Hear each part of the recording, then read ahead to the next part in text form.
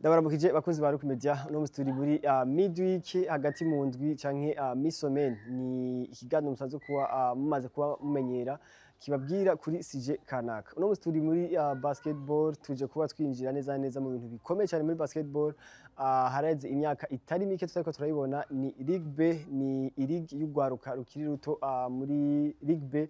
mu migwi itandukanye no mu Burundi. Byari maze imyaka itari mike bitariko biraba, ariko uno musi je kugaruka ku munsi wa gatandatu no ku munsi w'Imana tuzoba dutanguye indwi ya mbere muri Ligue B hano mu gisagara ca Bujumbura. Ona ko ni ibintu bitazoba byoroshe cyane. Uno musi kugira ngo tuvugane kuri Ligue B amakuru atandukanye ku bijanye na basketball abakiri bato, twaje kuba tubazanira umutumire asanzwe amenyereye cyane vya basketball, mbere na cyane cyane muri basketball ugwaruka ni uwitwa Aime Bitagoye, azwi cyane nk'umumenyereza mu mugwi wa Remesha. Mwarabonye mwakweze mu mugwi wa Tigers ndetse n'andi atandukanye mu migwi y'abakiri bato, mu mugwi serukira gihugu w'abana badashikana imyaka 16 batwaye ikombe ca U16 mu mwaka weze ca Zone 5. Twaje kuba tumusanga aho asanzwe aba niho twaje kuba tubwira ikiganiro, mwumve byinshi aza kuba tuganirira ku bijyanye na basketball y'abakiri bato. Coach turakwamukije. Yambo. Twebwe dusanzwe twaje gukoresha twe turakunze, ariko naza ko hari abandi bantu badukurikirana badasanzwe bakubuza ashaka kubidondora. Je nitwa Bitagoye Aime Didier, nkaba nsanzwe ndi umumenyereza muri equipe ya Remesha, nkaba nkorera no mu bana bakiri batoyi muri academy twa Kazoza BSA. Ni coach Aime Bitagoye umumenyereza, naza ko career yawe indende. Navuze twebwe turashaka kuba tukuze, ariko hari abandi bantu batakuzi, ashaka kubabwira mu majambo make career yawe uyiciye ku mayange gushika aho ugeze no munsi utanguye uri umukinyi. Urakoze. Mbo je narabaye umukinyi wa ntuze wa basketball. Narigeze gukina mu runani muri deuxième division nkitangura, niyo equipe ya mbere natanguriyemo ndakinamo akanya gatoyi. Ama cangenda muri première division umugwi witwa Olympique wagirira kuri parquet. Ama kubera ibintu by'amagume muri 93-94 twabanije dukina, ndaciye mpagarika. Hama mu nyuma nza kubandanyiriza mu mugwi wa Kerne mu myaka ya 95-96. Hama ndakina muri Kerne. Hama muri 2002 Kerne itandukanye n'abakinyi bari basanzwe bayikinamo, ca tugira umugwi wa New Star. Ca ndakina muri New Star intuze sezo zibiri. Hama mpejeje camba umumenyereza wayo wa New Star imyaka myinshi ishika nka 17. Umugwi wa New Star rero nagiye kuvamwo muri 2020 ngiye mu mugwi wa Jimkana nk'umucoach. Hama haheze igihe gitoyi umugwi wa Jimkana nawe uragira ibibazo uritandukanya. Hama hacavuka ntuze umugwi wa Remesha. Nubu rero niwo nkirimwo nk'umumenyereza. Yego. Gutanga wageze kutubwira ko uno musi mu mugwi wa Remesha urakorera kandi no mu basanzwe bakiri bato. Nibaza ko uno musi ni navyo tuje kuba tuganira ko cyane kuri na basketball y'abakiri bato.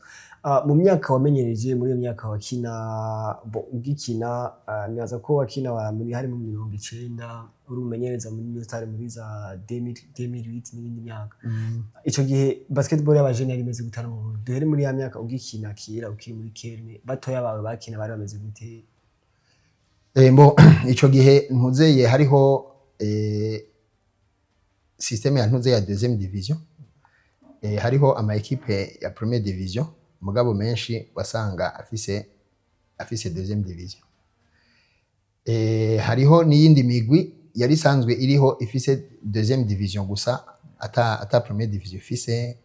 nk'imigwi nka za Les Amis. Wasanga ari umugwi umwe uri muri deuxième division mugabo utagira ayayo, nka za Tuze za Ambassadors.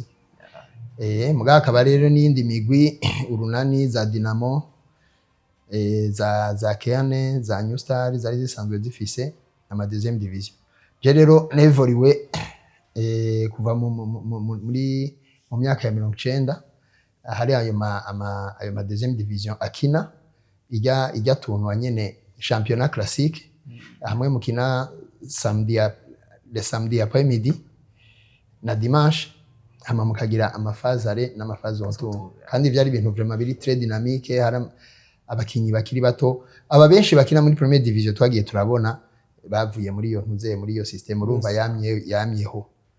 kuva kera kandi bagafyisi bahigwa aba bakinyi bose muzi ba Blaise Mbonerane bose bakivunde bose n'abakinyi bavuye muri iyo ntuze muri iyo system yariho ya deuxième division yari dynamique nivyo twakuriyemo nyene nanje nivyo narimo gushikaho haza muri 2021 byace bihagarara rero haje iyindi systeme shasha ya ntuze ya VBL federation yashizeho bica birahagarara rero hafi nk'imyaka 4 yego gushika no musi naza ko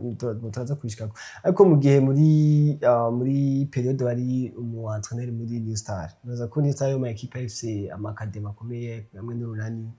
na ico gihe academy ya New Star yari jere gute turaza abakinyi benshi baje kuyivamo n'urunani amakademi yari jere gute mu bisanzwe nta bintu by'ama ico gihe nta bintu by'ama academy byavugwa bavuga gusa yuko hariho ntuze division B wasanga rero muri iyo division B hariyo abana bafise imyaka itandukanye ibi bintu by'ama I14 I16 I18 ntibyariho ibi bije vuba deuxième division urumva haragenda mu mukinyi wese dakina muri première division yarajayo ugasanga nk'akarorero nka ntuze nka New Star twari dufise deuxième division kandi yari komeye cyane lazajimukana bari bafise ama deuxième division akomeye urunani nukuvuga umukinyi wese adakina muri première division akiri muto afise 20 ans 21 19 bari bavanze utarinze kuraba imyaka wasanga bari muri deuxième division hama rero deuxième division wasanga iri géré na comité exécutif ya club irimwo hama bafise ama match bakaja kubaraba agafanta bakabaha akadeplacement bakabaha hama equipe ikabahuko hama rero babonye twe rero muri New Star igihe nariyo twari dufise systeme ya promotion twama turondera ibibanza bibiri by'abana baduga niko haje bantuze bandindiya mu coach wa New Star ubu yavuye muri ivyo bya deuxième division ba Kadafi abakinyi bitwa ba Kadafi twarabaduza shakane twaza turaraba umwe canke babiri bigenjeje neza tukaca tubaduza muri première division hama bikabandanya bituma umuntu agiye kuvyumviriza mba ko byaratuma abana bakiri bato baronka ama opportunité menshi mu ma equipe A ego urumva au fait nivyo vyariho pratiquement bon urabona bantuze ba Gibert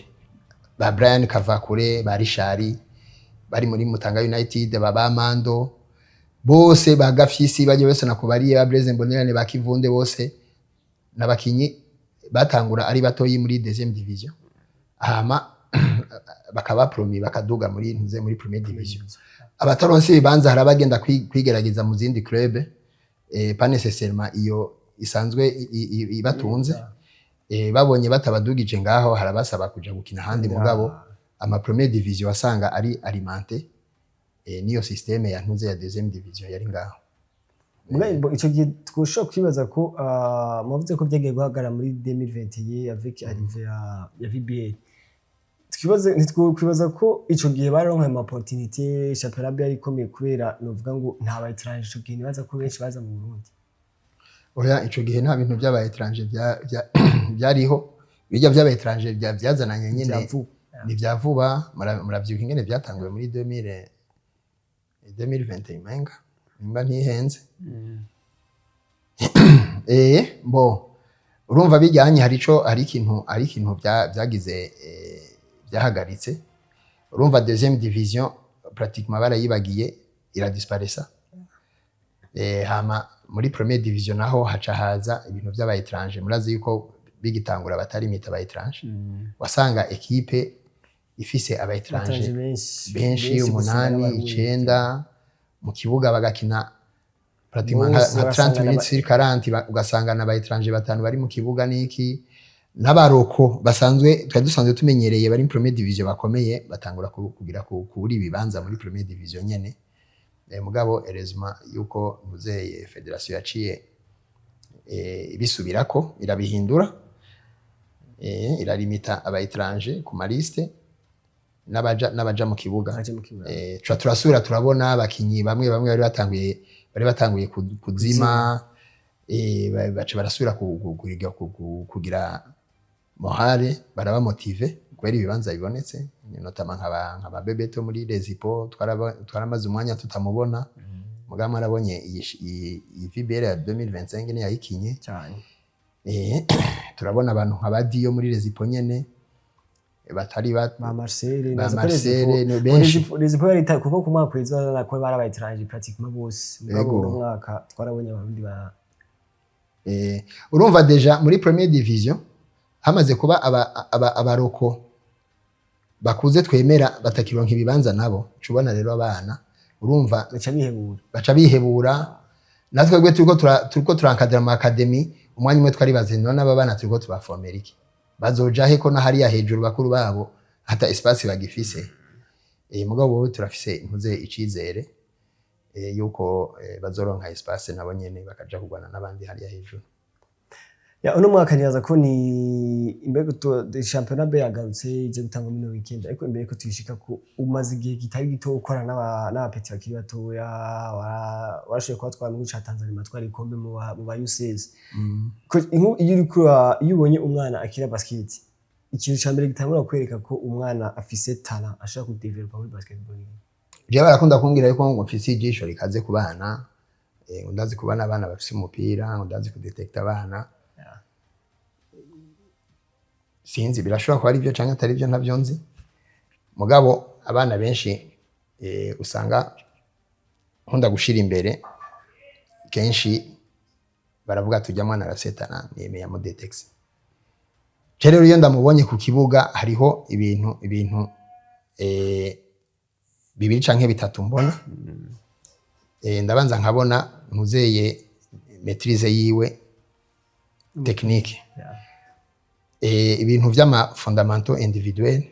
surtout iyo afise umupira ingena dunda umuntu arabona ingena tira ntuze gestuelle yiwe yatiye yuko kuko iri kuraraba umuntu ariko arakina basket agatira urashobora kuvuga ati ujya muntu atira neza il est précis uraraba n'ingene gestuelle yatire yiwe imeze ukaraba n'ingene kariko karakina nk'ama 20 canke akina n'abandi ukaraba ingene gasoma urukino umuntu yidemaso ukabona kamubonye ubwo nyene kamuha umupira ukaraba ingene yikomporta muri jeu collectif n'abandi amukavuga uti abantu ujya mwana ibi bintu azi akingana gutya hari akantu ni aba developer agakurikiranwa mu myaka 3 mu myaka 4 mbafisa 14 ans à 17 ans bari mu kinyakomeye yego niyo ko ni wabutubwiye abakinyi benshi baje baciye mu academy ubabona bagafisi ba Giberi bande abakinyi bwatije uyu mukinyi nkimubona muri academy dufate aba bagakina uno munsi dufate abakina uno munsi bwati ubu nkimubona muri academy nabona ko azoba umuganje kandi nibaza ko atakutesebye uwa mbere novuga ni ntuzeye ni Giberi Giberi nakabonye ngaha kuri ntuze kuri Toyota kari wakina ama 21 je sinari ndamuzi sinari ko avukana na ntuze na Forestier kandi Forestier yarasanzwe akina muri New Star niho yaragishika hama ndamubona candabaza umuntu yari ngaha kuri Toyota agakana ni kahe ngo akavukana na Giberi na ntuze na Forestier ni Forestier akina muri New Star yego candamuhamagara uko ibintu yari karagira n'ingene yangana yarakiri muto cyane yarafise nka 16 gutyo canke yabwa kwize nka 17 biramfrapa gucyanye ca ndamuhamagara rero muga rero ca ndamukarira nkuko no basanzwe ndamuzi cyambye ntimbega wowe ko atanari muza muri entraînement kandi New Star Big ira entraînement we yaranzi muga je sinari ndamuzi amaca ambwira ngo yango je ngo ntawe urambwira nze ni lendi uzotonde kuri ipeya muri entraînement kandi ukazosiba nakazi kawe wewe rero yafata yuko ndamuzi yuko ari ubugaba yoba ndiko ndamwagiriza mugabo jewe nagiriye ko nyene ndamukankamira nyene asharenda caratonda yagize saison imwe muri B ndamutuza muri première division niyo mukinyi wa mbere jewe mubona narabonye mvuga nti naramwizeye ndamubonamo kazoza n'ubonye murabona yuko ibintu bimeze neza n'umukinyi mu Barundi vraiment akomeye afite experience nyinshi bo hariyo n'undi umwana fise hajya muri academy yitwa bamutazira general yitwa Danek muga mutazira general nukuri nawe nyene n'umwana mbona yuko mu myaka iri imbere bishobora kuba nkuko kwa ntuze kwa Gibert nyene ubundi mukinyi ni yitwa ntuze Brice bita Ruberg yahora kina muri Les Amis rero namubonye muri championnat ya B muri Les Amis hama ndagenda ndabwira ico gihe president wa Nyusari yari Herman ambwira nti gira ibintu byose bishoboka ari umwana akina muri Les Amis tumuzane muri Nyusari kandi ntavyo kuja muri B agenda directement muri A nivyo kuko je yarabinyemerera avuga ati umukinyeme yampropojeje yashimye ni sawa urana na Brice Ruberg yuko yavuye aba umukinyi mwiza hariyo nabandi nyene bari nkaba Brian Kavakure je naramwirutseko akina muri Mutanga United B ndamuzana muri New Star A hariho abitwa abantu ze ba Bero bakina mu Gasenyi muri B bose nagiye ndazana muri ntuze muri New Star abo bose nabakinyi bari bakiri bato mugabo nabonamwo kazoza kandi gushika ubunye n'abakinyi babigaragaje ko ari abakinyi beza. Reka rero nibaza ko tukinjire muri CJ atuzanye no munsi ni aba championnat B yari hagaze kuva muri 2021 yakuru musana ko iri kwiragaruka ariko imbere mu mwaka uheze nibaza ko ari mu avana ne pass aho mwatwara championnat ya U16 ego haya la ne pass yanki yari la ne pass no mumaje gutwara ikombe abantu benshi bakritiki nivuga ngo ni equipe yaje gutwara ikombe muri U16 ariko imyaka ikurikiye babakinyi bose nitiko turabona bakora development biva kuki equipe nk'ijya yari ikomeye yari Prometteur bwati abantu baratwaye igikombe tugiye kubabona peut-être baza gufata relève y'abandi bakinyi bari bakomeye cyangwa baje ku integra andi makipe bon je muri basketball yo mu Burundi ngaha anye ikintu kimaze kumbabaza ca mbere ni ingene hariyo ntuze projet yabajya abana baba U16 bajya twataranye igikombe l'année passée cha zone 5 ingene projet ariyo projet barimo yitwa PEPS ya financement na ntuze na ambassade yari projet donc yo gukorera ku batrete baba elite kugira barabe yuko hari nk'umwe canke babiri plus tard bazovamwo abatrete internationaux et d'élite ibintu nk'ivyo yari projet y'imyaka 2 yuko akompanya abo bana baba U16 bahejeje gutwara igikombe cha zone 5 urumva si ikintu gito nabana bari considérer yuko bari talentueux bazi umupira donc kwari kuba kompanya umuntu akaguma baforma imyaka 2 gushika aho bagira kuba I18 bakiri hamwe ari equipe iri hamwe iyo projet yaratanguye uribuka yuko twigeze no kugira ka na ntuze na nujya mu coach Julien Chenyo ya 10 jours yari meze neza ama rero jewe rero twarabandanyije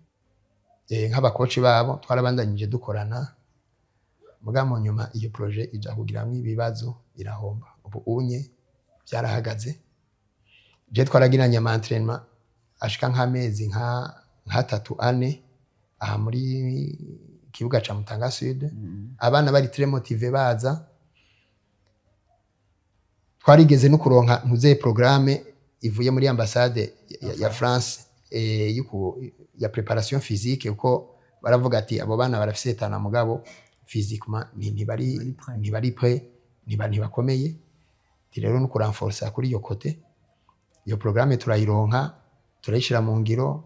mugabo rero hari ibintu bimwe bimwe de logistique byace bitangura kubura abana kubakoresha physique ata récupération ibintu nk'ivyo ama frais de déplacement arabura ni mu nyuma iyo projet za kujamo ingorane irahagarara muga twumva ngo yandi ma discipline barabandanya mugabo basket byarahagaze kandi n'ibintu bibaje cyane kuko yari projet nziza bari avuga ati ama materiel zikenewe zo guforma abo bana ubu rero barasuye mu club yabo byarahombye mugabo c'est vraiment regrettable n'ukuri Numse hayuka kuba Afrobasket ya mode 16 mba nka equipe yatwaye zone 5 byariko byize tubonye equipe nationale y'u Burundi aba U16 yagiye abakobwa canke abahungu mugabo ntabwo twashoboye kubona urumva uko bisanzwe bimeze urumva twari twakatishije itike yo kugenda muri Afrobasket kubera twabaye abambere muri zone 5 mugabo rero harabaye intuze ingorane au niveau ya ntuze ya FIBA igihugu cakira izo nkino ubwa mbere yari Egypte yari kwakira izo nkino hama iri desista ivuga yuko ifise ama competition menshi idashobora kwakira iyo competition ya Afrobasket U16 hama barondera muri Afrique du Sud ntivyakunda mu Rwanda ntivyakunda hama bica biguma muri zuguru tuguma turindiriye ikiringo kirarengana aho byari prevu bwa mbere mu nyuma rero muri 2025 byahavuye bibera mu Rwanda bibera mu Rwanda bica bihurirana najya amatariki y'ibintu vy'amatora vya federation vyino finalement equipe ntiyagiye je ndibuka yuko indongozi za federation ico gihe baranyegereye barambwira ati ntibishoboka yuko ntuze equipe ya U16 iparticipa muri izo nkina za ntuze za Afrobasket zabaye muri 2025 mugabo zari za 2024 yetwikarifye hama rero haheze igihe gitoyi nk'amezi abiri haca haba ntuzeye zone 5 ama eliminatoire ya zone 5 ya 2025 yabereye ikibaha nyene muri Tanzania ubu rero izi Afrobasket ziko ziraba ubunye nizavuye mu eliminatoire ya 2025 yobo ya 2024 twari kujamo twebwe yabereye mu Rwanda mu mezi yo muri me umenga gutyo twe nitwagiye bica biravaho hama hacaza bishasha kuko urumva byama bibashakane ivya 2025 byabereye ikibaha sikera cyane hari hagiye y'u Rwanda Uganda bwariyo Kenya yariyo Tanzania yariyo zibira hari urumva twe natwe nitwari twagiye ubu rero izo Afrobasket bariko barakina ubu nizavuye muri zo eliminatoire zabaye umenga muri juillet 2025 yego nico gituma Burundi butashungiye yego nico gituma Burundi butagiye ijya tike twari twatabuje byabaye 2025 mu mame nihenze twebwe natwe twari mu bintu byo gutegura ntuze amatora muri ntuze muri Febabu urumva ntitwagize ntitwashoboye kugenda jewe baranambwiye ati uragenda ukomunike abana yuko uko bari babirindiranye igishika kidasanzwe urumva yari kuba ari experience nziza kuri bo kuja kwipima n'abandi ugahura na za Cameroon ugahura na Tunisia ugahura n'izi urumva yari experience nziza byarangoye ingere ndabibasigurira hariyo n'abashatse kurira nkabibona mu maso ndababarira nti urumva ntibyakunze yuko tugenda muri ya competition twari twatabuje mu itike bica bibuko bonaza ko ni inkwirikizi kuko muri izi Afrobasket nyene zako ziraba ubu twarashoboye kubona mu gihugu cy'u Buganda harimo abakinya barundi bariko barakinisha mu Buganda banako ni inkwirikizi z'ukuntu tutabira ama competition twebwe ujya muhungu nyene yitwa Pierre effectivement ujya anye igihe twari ko turagira iyo programme ya ntuze ya Pepsi yo kubandanya umuntu aforma abo bana yaraje mu mavakansi avuye mu Buganda kuko niyo yiga hama rero je narakontaksuye n'umuntu arambwira ati burya hari umukinyi akiri muto ari hagutya ni muramuzana turabe acaraza usanga n'umukinyi ameze neza muremure, umwana akiri muto afise nka 2 metres 4 2 metres 5 azi kudunda, azi gutira, pivota. Cyangwa ni umwana nk'uyu n'umuntu naho turi 12 bajya bagiye muri Tanzania. Jewe ndavyititse najemwo abi wa 13. Nyimba ariyo déplacement genzo yimuha mugabo nashobora kuva mu bandi biraboneka n'umukinyi ni oro. Canda mwintegra muri abo bandi aragira na entraînement nabo bandi. Hama mugabo amashure akamuhamagarira acasubira mu Buganda. Mu Buganda rero hari yanye je nagumye ndamukurikirana baramuexploiter cyane hari yani mu bakinyi bakomeye gushika naho muri federation y'u Buganda bamusaba umuvyeyi wiwe ti turekere umwana dukinire iseze. Bica bigenda nuko twamubonye mugabo amatwi asumira umuvyeyi wiwe arafitaniye amasezerano na federation ya basketball y'u Buganda comme quoi ari ibi vyayiseze gusa mugabo bikurikira azoba ari Burundi. Ico onye umuvyeyi we aragihagarara ko cyane nuko ya profise kubera Burundi butariho bwari absent. Abana nkabo bashaka izo competition bazikaniye cyane bashaka kuzijamwo. Rero nibaza ko umuvyeyi we yoba yarabonye ko ari opportunité nziza ku muhungu wiwe amakavuga ati ko mu Burundi butariyo akaba yaramenyeranye n'u Rwanda n'u Buganda reka ndamureke kizima atazobandanyirizayo ivy'imbere vya 18 azoba ari mu Burundi. Uno musimo mu Buganda rero n'undi mukinyi mu Burundi ahora nibaza ko mwakoranye cyane mu Rwaremesha Floyd. Yego none dushobora kubona ni wowe nta makinga ko dushobora kubona nyine mu misi atari ko aragaruka mu Burundi ko ari umukinyi kandi ko ari umukinyi mwiza cyane. Floyd n'umukinyi mwiza hari yanye ntuzeye université akinira ari mu bakinyi batanu ba mbere bakomeye umva ikintu ciza ariko aduserukira neza kandi arafise equipe ya 3x3 ikomeye gose niyo yabaye ya mbere muri championnat universitaire ya 3x3 mu Buganda nibo babaye aba mbere bazoca bagenda kwandanyiriza competition mu Bushinwa ya Coupe du Monde ya 3x3 mugabo championnat universitaire urumva ko ari ikintu ciza cyane.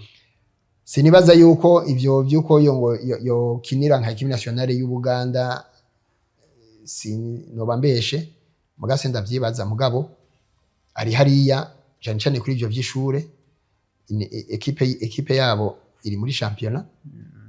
kandi ifise place nziza no mu misi heze barakinye amantuza ama playoffs nibaza ko barashita no muri demi finale sinigene vyagenze. Urumva niyo 3x3 y'ishuri ryabo irakomeye nivyo gushukubunye arimwo kandi avyigenza neza nk'umukinyi akomeye muri bo. Aheruka imbere yuko iyi championnat iza iyi championnat B muheruka kugira selection y'abapeti bazoserukira bazoja muri Senegal ni maravyibuka neza muri Ghana. Ni selection tukunda kubona cyane ivyo twahejeje vya equipe nationale ya UCS usanga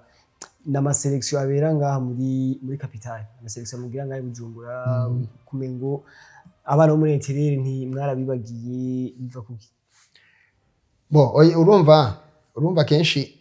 ivyo bintu bibaye nuze federation ikavuga ati nimutegure nimukora ico gikorwa cyo guselectiona abana kenshi kiberanga Bujumbura.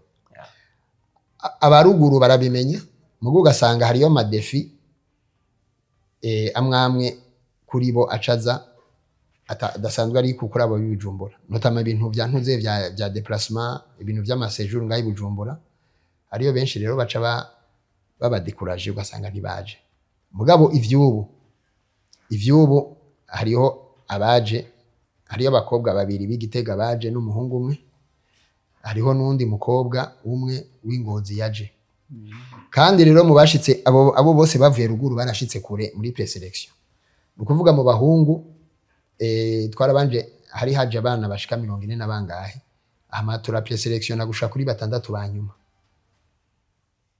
aho uyo w'Igitega yarimo mu bakobwa kwari uko nyene abakobwa ntibari benshi cyane barashika nka 10 na bangahe mugabo muri 6 ba mbere abo b'Igitega babiri barimo urumva yuko ari sawa. Mu bahungu 3 banyuma twashoboye gufata iyo muhungu w'Igitega yarimo hama mu bakobwa banyuma batatu banyuma umwe n'ubijumbura uwundi w'Igitega uwundi w'Ingozi urumva ko nabo muri intérêt du pays nabo nyene batanguye kuvyivyukira kandi iyo baje ntibabaye intimide nabo ngaho ibujumbura mbere bararusha benshi tukibaza yuko bizoguma bibandanya uko wonye nabo muri intérieur baze mugabo turemera ko bibagora déplacement ama séjour tout ça mugabo urumva niko biba byatunganijwe nuvuga ngo ubu muri Ghana hazogenda batandatu oya abo batandatu twe twabagize kubera FIBA irasaba ntuzeye ama video video ya mbere ifise iminota iri entre 2 n'itatu ibigizwe na ntuze na presentation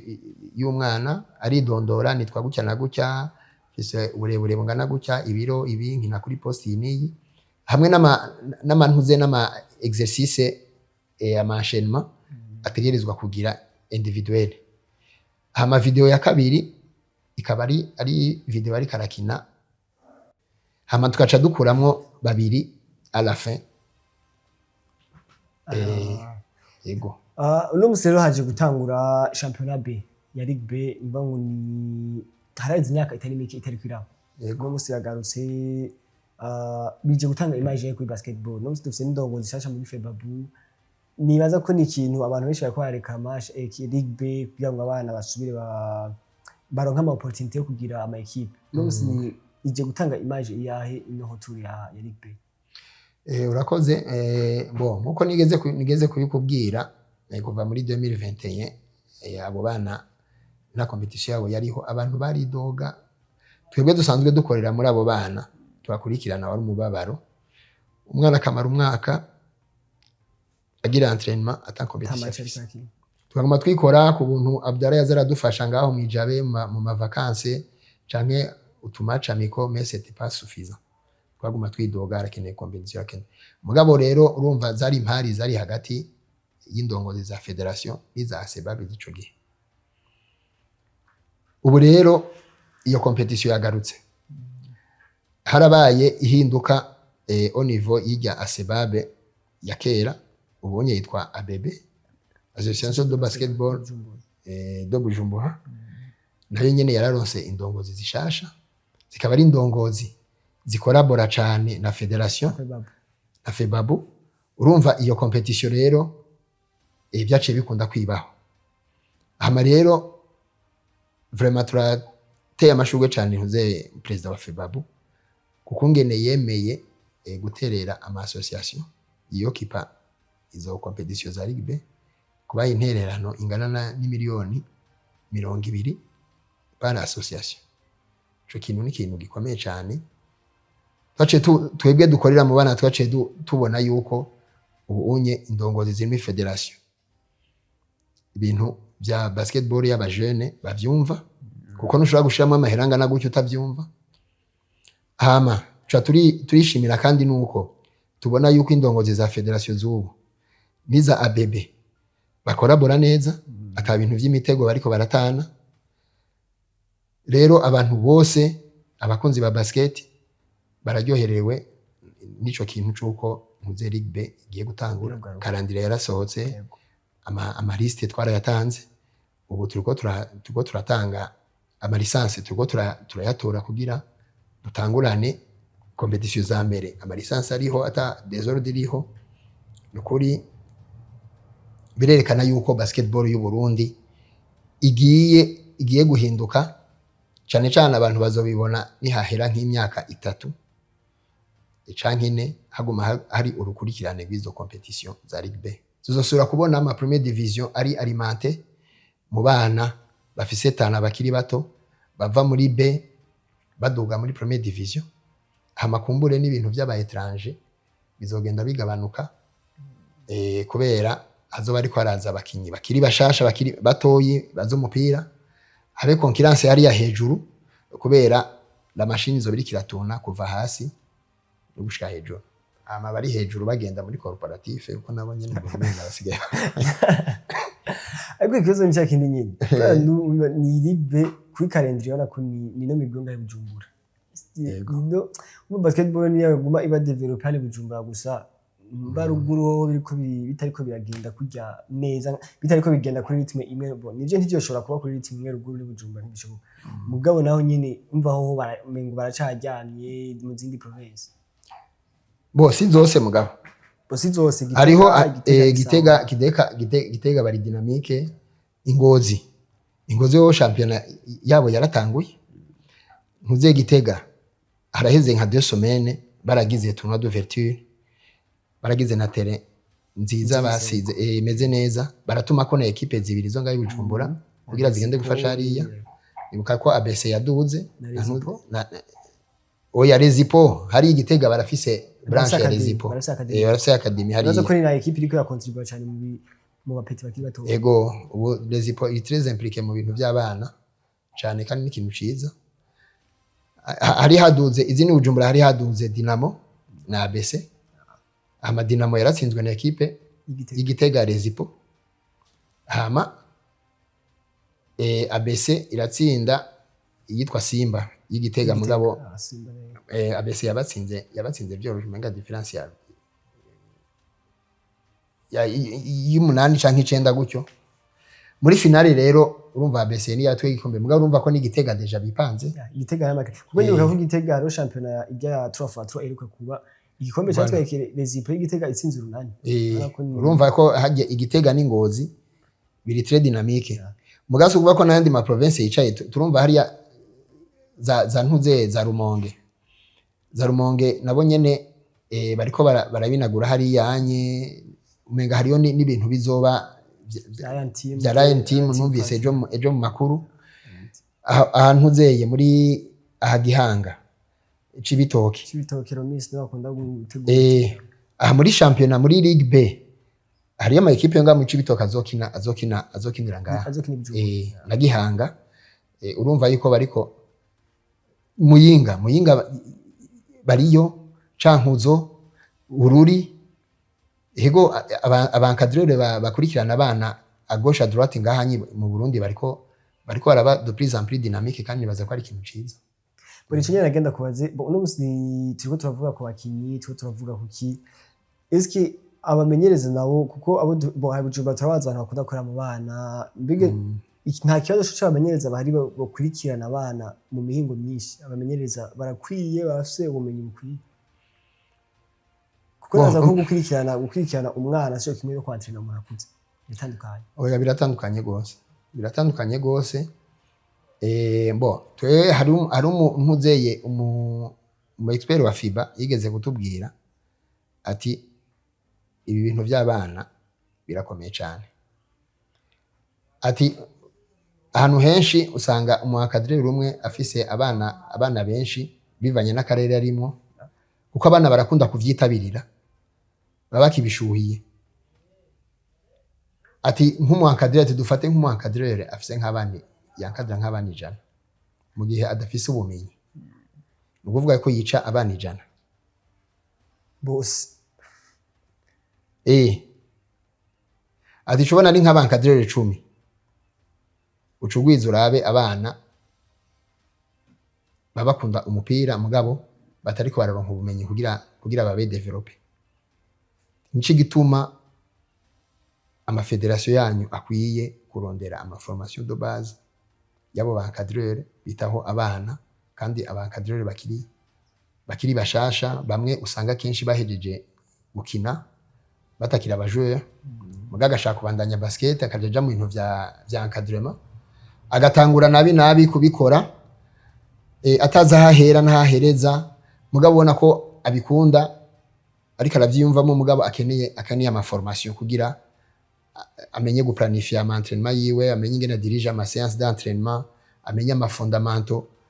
yibanze atezwa guha abana ibintu nk'ivyo abo bantu barakeneye ama formation hariyo rero bamwe bari formé hariyo nabandi batararonka amahirwe yo kuba formé mugabo la majorité baramaze kuronka ama formation ya ntuze hari izo bita ntuze young coach zigeze kuba hariyo ama niveau 1 FIBA Afrique benshi barayafise mugabo hariyo nabandi batayafise mugabo federation yari kwiye kuguma ibirondera shakane mugabe bariko barabikora nk'ubunye ivyo by'abana b'abayiseze bazogenda muri Ghana hariyo n'abakoci baca batanga amaseve yabo kugira baherekeze abo bana. Hariyo abamaze kubijamwo batari bake, hariyo ba Sene, hariyo ba Bebe Gate, hariyo ba Rishari. Ndibaza yuko aha mu Burundi muri rusangi turafise abancadreur bakurikirana abana bafise kamwe batari bake bafise iyo niveau de base. Ari intérêt du pays niho ntabizi muganga hanyi Bujumbura bariho bashobora gukurikirana abana. Ego bariho abamaze gukurikirana izo formation de base. Bariho hariyo abazigize haraheze igihe, hariyo n'abandi mugabo sinzivuze ngo ni bose, hariyo n'abandi gushika ubunye bakiri ari abancadreur baguma kurikirana abo bana mugabo izo formation batarazigira, baguma bakura ubumenyi à gauche à droite ijya auto formation cyangwa utuntu bakorabora n'abandi babibarusha, gutyo akabaragira ikintu ciwe de base bivanye n'amakonaissance ariko arironderera à gauche à droite mu kurindira yuko iyo formation iboneka, kuko umuntu ntiyoguma yicaye ngo maze ngo habanze haze formation imbere yuko ntangura. Oya, urumva rero bariho. Imbere ko turangiza natwe ikibazo cya nyuma no mwaka iragarutse Ligue B, umuntu wese ikibazo cyo yumvira nivyo iraje, mbega izo igiye kuramba igiye kubandanya imyaka yose, mbega no Febabu yokora iki, imigwi yokora iki kugira ngo amaklub na Febabu kugira ngo ino Ligue B ibe novuga ngo iziraba imyaka yose ntisure guhagarara nkuko byari byagenze? Ego urakoze. Uko nabonye abarongoye ntuze abebe ubu unye ngene bagikoze, twaragize amanama bagatumira aba responsable b'ama academy bagira inama, ibintu byose tukavyumvikanako, reglement ya competition igasohoka bakayapprova gushika aho tugera ubu unye tugira dutangure competition byagenze neza. Ni intango après 4 ans d'absence y'iyo competition, ubu tugira turabe iyi saison ya mbere ico bizotanga, amayerero azoba arimwo kugira saison ya kabiri umuntu azokwameliore après évaluation ya saison ya mbere. Nk'ubu unye hariho nk'ibintu bimwe biri muri règlement ya competition, notamment nk'ikibazo c'aba étranger muri deuxième division. Hariyo abakinyi b'abakongomani canke abandi buzuye ngaha anye muntuze mu ma equipe. Urumva ko muri première division bagize iyo mesure yo kulimita les étrangers, nivyo kumvikana ko muri B bitokorwa, kandi hariya muri B niho mu bisanzwe umuntu yategezwa kugarira. Sino twaba dusanga duko duformera ibindi bihugu. Urumva rero nk'ico barakigize. Ivyo nabonye muri reglement ubwo batanze itegeko yuko kuri liste y'abakinyi 20, uko abakinyi maximum y'abakinyi kuri liste ni 20, 5 barashobora gushirako aba étranger 5, 15 akaba abarundi. Hama mu kibuga ntibazorenga babiri. Ni ikintu ciza mugabo je gushika ubunye mvuga nti na 5 ni benshi kuri liste, kuko bagiye ko ari 5 kuri liste ni kuvuga ko ari 5 b'abarundi bavuyemo. Nk'ivyo onye n'ibintu après iyi saison abantu bashobora kudiscuta ko kuri saison ikurikira, kuko tuzogira ibishoboka byose kugira ntibizosubire guhagarara, zogume biba kandi nibaza ko ariko bizomera. Coach turagushimiye. Ego murakoze, ndabashimiye nanje.